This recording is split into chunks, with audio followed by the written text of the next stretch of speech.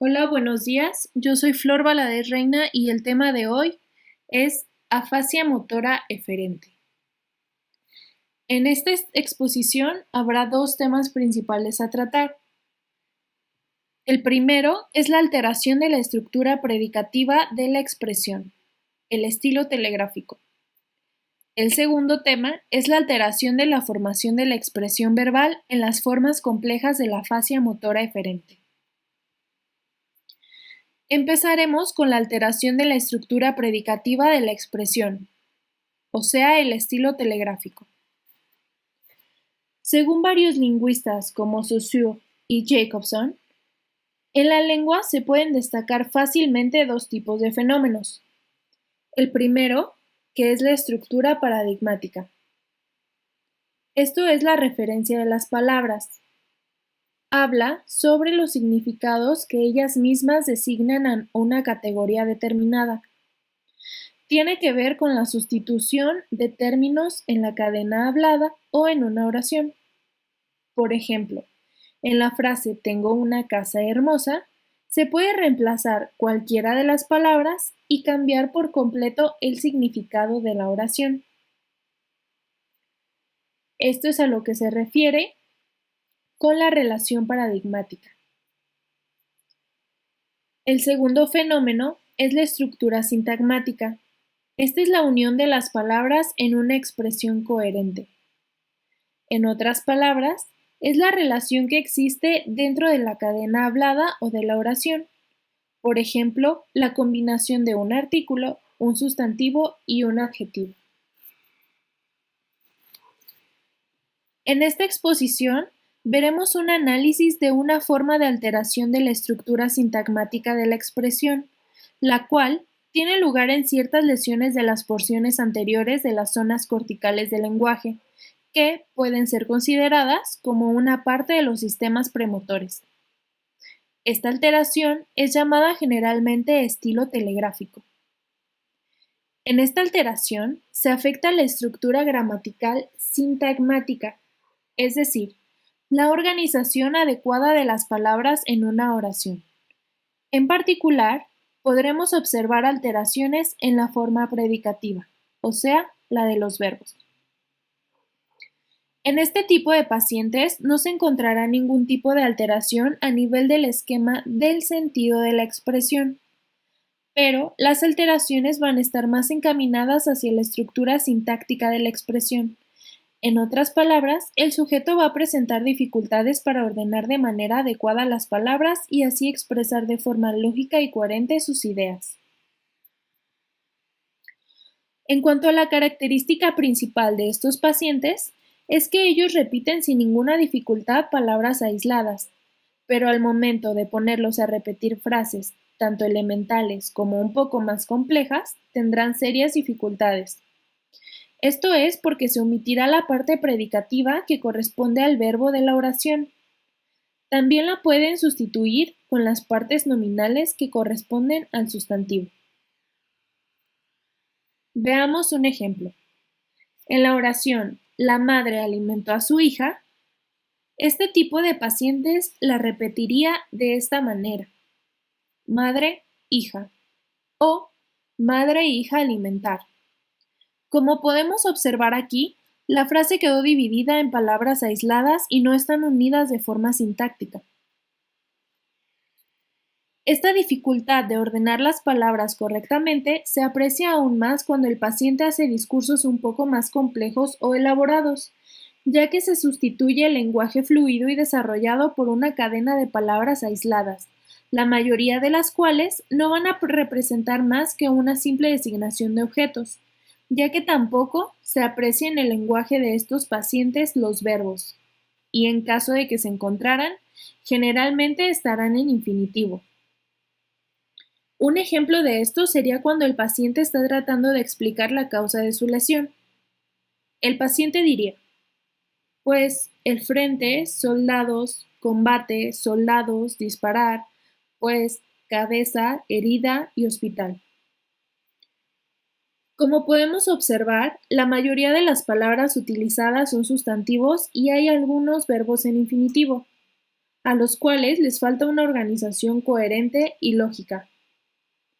Aunque es importante mencionar que aún así se logra entender lo que el paciente trata de decir. A esto es a lo que me refería con que no se afecta el sentido de la expresión, ya que al paciente no le faltan ideas. Él sabe lo que quiere decir, e incluso construye un esquema del sentido de la narración o el discurso que quiere dar. El problema es que, aunque el esquema del sentido está intacto, el esquema de la expresión no lo está, y se muestra una descomposición del esquema expresivo del lenguaje, más que nada por la pérdida de la forma predicativa de la expresión verbal. Entonces, tenemos que las dificultades que tienen este tipo de pacientes son dadas por la descomposición del esquema sintagmático de la frase, junto con una función nominativa normal. Además de que estos pacientes sí pueden articular de manera correcta sonidos aislados, pasar de un sonido a otro e incluso pronunciar palabras aisladas. Recuerden que la función nominativa está conservada, pero la función predicativa está alterada. Este fenómeno muestra la disociación de las dos funciones fundamentales del lenguaje y permite ver que la función nominativa y predicativa se sustentan en distintos mecanismos cerebrales y que pueden tener relativa independencia. Ahora veremos qué es lo que falla en las distintas tareas del lenguaje. En cuanto al lenguaje repetitivo, estos pacientes podrán repetir sin problema los nombres o sustantivos, pero al repetir verbos empiezan a manifestar visibles dificultades. Si se le pide al paciente repetir, por ejemplo, el verbo estudiar, lo sustituirán por un sustantivo, que podría ser alumno, maestro o lección. En cuanto a la repetición de frases simples, el verbo incluido en la frase no será repetido. Un ejemplo sería: la niña corre. El paciente repetirá el sustantivo de esta oración solamente, es decir, dirá niña. En cuanto a las frases más complejas que tienen un sujeto, verbo y un complemento, como por ejemplo el muchacho le pegó al perro, estos pacientes de la misma manera evitarían el verbo, repitiéndolo así: muchacho, perro. O, en el mejor de los casos, el verbo se sustituirá por un sustantivo, es decir, muchacho, palo, perro. Si la lesión es muy grave, no solo se alterará la estructura sintagmática de la oración omitiendo los verbos, sino que también se disminuirá significativamente la cantidad de los sustantivos que el paciente utiliza. Acerca de los mecanismos que subyacen este tipo de alteraciones en el lenguaje, se debe decir que se sabe muy poco, pero desde el punto de vista lingüístico puede ser comprendido como el resultado de una infracción de la estructura sintáctica de la expresión con una reducción de la función predicativa del lenguaje. Por otro lado, el hecho de que este tipo de afecciones del proceso verbal se encuentren lesiones de las regiones anteriores de las zonas corticales del lenguaje, que, como ya les había dicho, son consideradas como una parte de los sistemas premotores, permite considerar a estas alteraciones como un caso particular de descomposición de la integración de los procesos cerebrales de lo que nosotros conocemos como la melodía cinética. Ahora veamos un ejemplo de caso clínico. Tenemos un paciente de 24 años de edad de nombre Bogón. Presenta hemiparesia derecha y déficit en el lenguaje. El paciente estaba orientado, pero totalmente inhibido. Podía comprender correctamente el lenguaje del otro, pero su propio lenguaje expresivo se fue empobreciendo poco a poco hasta que dejó de hablar por completo, conservando solamente algunas palabras. El lenguaje espontáneo del paciente era totalmente ausente.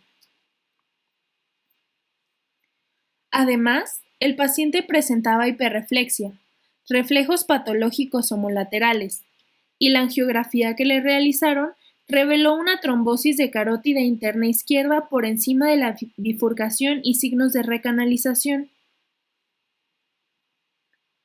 Como les había dicho, el lenguaje espontáneo del paciente era totalmente ausente. No era capaz de formular por sí solo ninguna expresión y no pudo contar nada de su enfermedad, profesión o familia.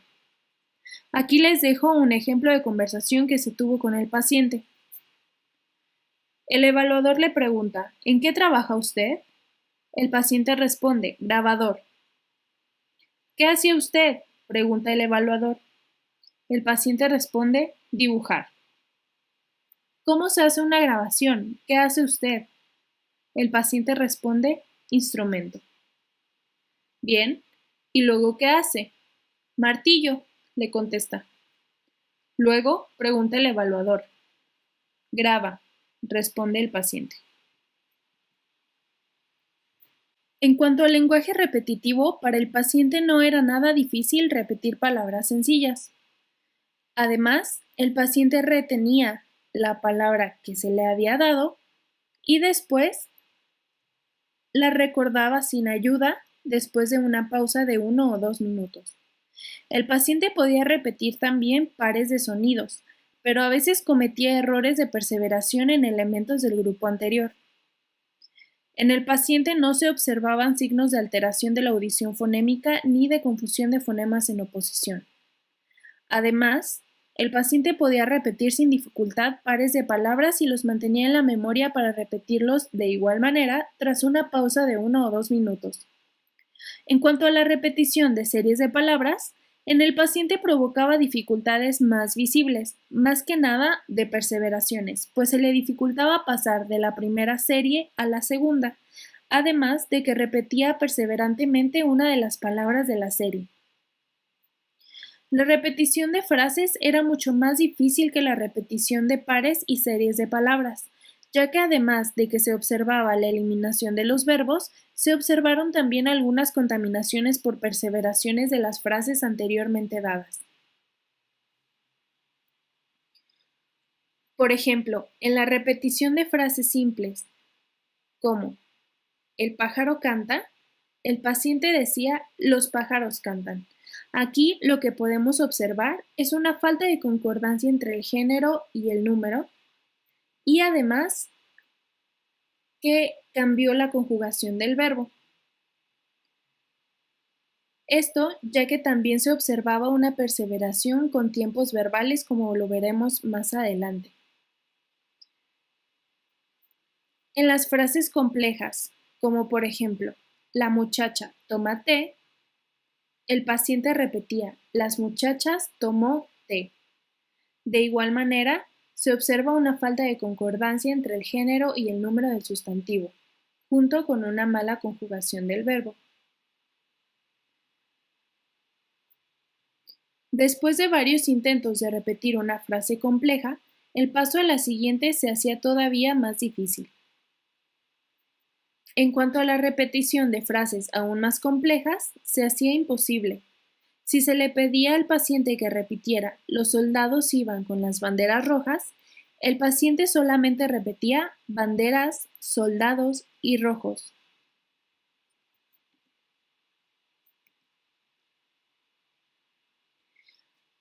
En el texto se planteó la pregunta de si el paciente analizaba de forma consciente las estructuras sintácticas de su lenguaje. Para esto, se le puso la siguiente tarea. Se le pedía al paciente que diera las coordinaciones adecuadas entre las palabras que estaban en frases. Como ejemplo de esta tarea tenemos lo siguiente. Se le pide al paciente que repita, el cazador mató a una ardilla. El paciente repite, el cazador, ardilla. Se le pregunta, ¿a quién mató el cazador? A lo que el paciente responde, ardilla. Y el evaluador le pregunta, ¿cómo lo estás diciendo está bien dicho? A lo que el paciente responde que no. Esto nos dice que el paciente está consciente de sus dificultades. A pesar de esto, el paciente no puede corregir la falta. Entonces, ¿el paciente puede identificar errores en las frases u oraciones que se le presentan? La respuesta sería que sí, en caso de que sea un error lógico-gramatical. Pero la respuesta también sería que no, en caso de que se tratase de un error sintagmático o que tenga que ver con la concordancia sintáctica de los elementos de la oración en su género, número, etc. Para esto último, un ejemplo sería el siguiente. Se le menciona una oración con una estructura sintáctica errónea como por ejemplo, los mujeres se han ido. El paciente no logrará notar los errores contenidos en esta frase. Pero en cuanto a los errores lógico-gramaticales, el paciente podrá darse cuenta que es un error si se le dice que el verano llega antes que la primavera.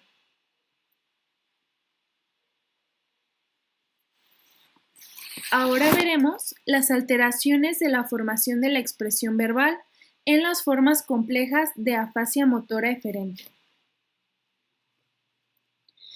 Esta es una alteración en la que los factores de inactividad general y de inercia en los procesos nerviosos se combinarán formando una descomposición específica en la codificación verbal.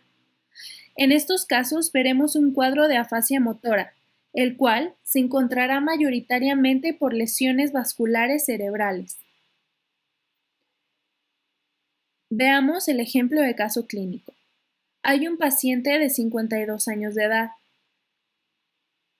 Es director de un comedor. Ingresa al Instituto de Neurocirugía con el diagnóstico de déficit circulatorio en ramas anteriores de la arteria cerebral media izquierda. Entre los síntomas que él manifestaba eran debilidad en el brazo derecho, que evolucionó en un mes a hemiparesia derecha y que después de un tiempo cesó. Después de un mes, debilidad en el brazo izquierdo, que evolucionó de igual manera a hemiparesia izquierda. Al cabo de unos días, su movilidad regresó. Después de unos meses, su debilidad en el brazo derecho regresó, pero ahora junto con una alteración en el lenguaje. En el electroencefalograma se encontró un foco frontal posterior y temporal anterior. En la angiografía realizada, se encontró que había una desviación o una torcedura en uno de los vasos que partían de la carótida izquierda, además de una constricción de la carótida interna derecha.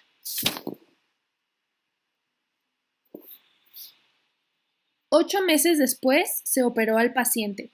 A pesar de que se pudo eliminar la placa que estaba obstruyendo la carótida izquierda, la operación tuvo muchas dificultades como hemorragia severa y espasmos de las zonas anteriores de la arteria cerebral media izquierda. Tras la operación, se desarrolló una hemiparesia derecha, perseveraciones y una grave afasia motora con total inactividad e indiferencia hacia sus dificultades. El cuadro del paciente después de la operación era el siguiente. El paciente estaba totalmente orientado, pero también estaba totalmente apático y con casi nada de interés. En sus movimientos se observan fenómenos de copraxia y perseveraciones. Si se le pedía dibujar un círculo, el paciente no podía pasar a otra figura y seguía dibujando un círculo. En cuanto a su lenguaje, estuvo gravemente alterado durante todo el periodo de la observación. El lenguaje espontáneo estaba totalmente ausente. El lenguaje dialogado, o sea, sus respuestas a preguntas determinadas, era casi imposible, pues el paciente se limitaba a ecolalias y perseveraciones de manera en que esto es un ejemplo de la conversación con el paciente. El evaluador le pregunta, ¿qué le molesta? A lo que el paciente responde, ¿qué le molesta? El evaluador le pregunta, ¿puede hablar bien? El paciente responde, hablar bien. ¿Cómo se llama? Pregunta el evaluador. El paciente responde correctamente. Herishuk Iván. El evaluador pregunta, ¿dónde trabaja? ¿En qué ciudad? Y el paciente le responde, ¿en qué ciudad? Como vimos, en el paciente es imposible no solo el lenguaje espontáneo, sino también el lenguaje dialogado. La codificación de la expresión que se exige es sustituida por completo por ecolalias y perseveraciones. En cuanto al lenguaje automático, está conservado, pues puede enumerar con facilidad, además de citar los meses del año y los días de la semana. La repetición de series en orden inverso es imposible ya que se presenta la inercia patológica, Un ejemplo de esto es si se le pide al paciente que cuente de 10 a 0 y se le empieza a decir 10, 9, 8, el paciente seguirá 10, 11, 12. La repetición de pares de sonidos es muy difícil para el paciente, ya que cambiará estos pares de sonidos sin sentido por una palabra con sentido. Por ejemplo, si se le presentan los sonidos de la C y la M, o sea, k, m, el paciente te dirá cama, por ejemplo. En cuanto a la repetición de series de sonidos, al principio es posible, pero después se observarán perseveraciones de la primera serie presentada. La repetición de palabras independientes va a ser posible para el paciente. De igual manera, la repetición de expresiones compuestas también es posible. La inercia patológica del paciente también dificultaba las tareas de repetición de pares de palabras, ya que al inicio lograba ejecutar bien la tarea, pero después se notaba más la influencia de la inercia, ya que el paciente seguía repitiendo las palabras de la misma serie. La repetición de frases cortas no tiene mayor dificultad para el paciente, pero al momento de pasar de unas frases a otras se empiezan a contaminar con elementos de otras frases presentadas anteriormente. La repetición aislada de una estructura sintagmática relativamente compleja no será difícil para el paciente, que es lo que va a distinguir a estos pacientes de los que tienen un estilo telegráfico. A pesar de todo esto, el paso de una frase compleja a otra serán difíciles por la inercia patológica. De cualquier manera, la repetición de las palabras individuales que componen estas frases va a continuar siendo posible. En cuanto a la función nominativa, el paciente podrá nominar sin dificultad algún objeto y luego otro. El problema aparecerá cuando intenta nombrar por segunda vez los objetos o intenta nombrar otros, pues contaminará con elementos de objetos pasados. En la denominación de acciones y objetos en láminas se presentará la misma situación de inercia patológica.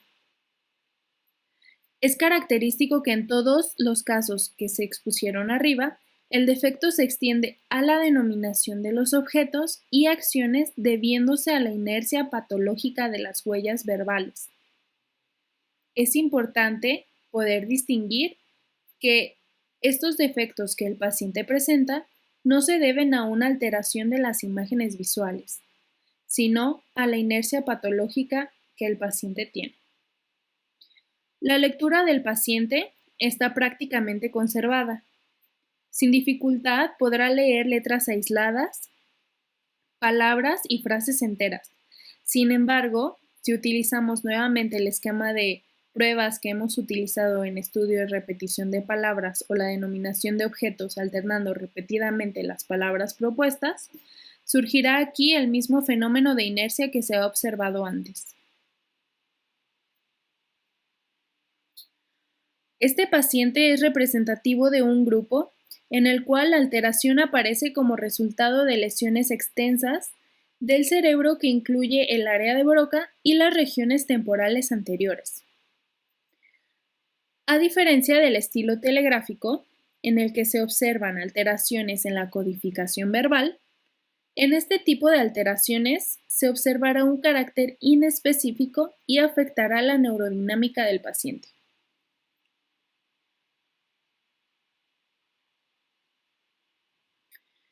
Eso es todo por mi parte, espero que les haya quedado claro. Muchas gracias.